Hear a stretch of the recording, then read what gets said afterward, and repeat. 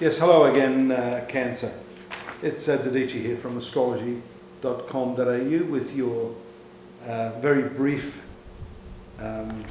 February horoscope. I had a series of mishaps with my computer, with my recording equipment, with power outages here, so I wasn't really destined to bring you your horoscope on time this month. That's the interesting thing, that even being an astrologer, even seeing that some of these things are likely to happen, when it actually happens, what can you do? What can you do about the power going down in the region? Make the most of it. Just a couple of significant things for you this month, which I'd like to talk about: Mercury, Mars, Neptune, and the Moon in the ninth house of your horoscope, being a very spiritual house, but also a house of higher learning. And at the same time, the Sun and Venus in the 8th house of secrets. This house of secrets is the triangular house to the 4th house and the 12th house. These three houses of the zodiac, not often talked about. They're sort of mysterious houses, and when planets are transiting there, it can bring up all sorts of interesting goodies in terms of your emotional and spiritual life.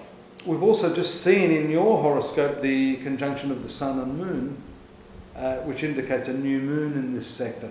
So this is a very emotionally and spiritually revealing time. If you're tuned into that, that's what's happening now, I think, with the moon transiting this zone of your higher learning. There can be some really, really interesting insights that can make themselves available to you. I qualify that again, if you're receptive, if you're aware enough. And that, I think, is going to help you in a lot of different areas. For example, the placement of that slow-moving planet Saturn in your 5th sector, considered a rather diabolical placement, but having the triangular aspect from all of these planets can actually give you quite a bit of relief this month.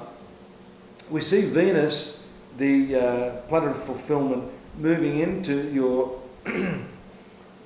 same sector on the 26th of February. That's in a few days from now. And that will be close on the heels of the Sun, which will be in that sector. So you're going to have something like 6 planets in that area over the next week or two. The Moon, of course, will move out of that into your 10th house shortly, in a couple of days, bringing with it some sudden and unexpected changes in your professional arena. Moon is your ruling body. So we see the quick cycle here, moving firstly 2 days here in the 9th sector of higher learning, 2 days or so in the 10th sector of career, then another 2 days thereafter. That's in about a week from now, moving through your zone of friendships and life fulfillment. So a lot of activity occurring in those areas. By the way, this 5th sector, where we see Saturn, has to do with love affairs. I might have mentioned to you that you could have been going through a period of, how can I put it? Sometimes people become very disillusioned with their relationships. And if that's the case, I think you'll find some relief to that feeling, to that sense of dejection, especially if you're single. You might be thinking, wow, I'm not loved. What's the point? That will quickly give way to a whole lot of positive, upbeat energies throughout this coming period. And I think that by the end of the month, you'll start to see, especially with, let's have a look here, the transits of Mercury into, well, Mercury is going to be going retrograde. So some of this information is not going to be easily digested by you, Cancer. You're going to really need to think about this deeply. So don't let every astrologer confuse you by their pronouncement that, oh, it's a retrograde Mercury, everything's going to go wrong. It's not always the case. It can be that this retrograde Mercury just makes you think a lot more deeply.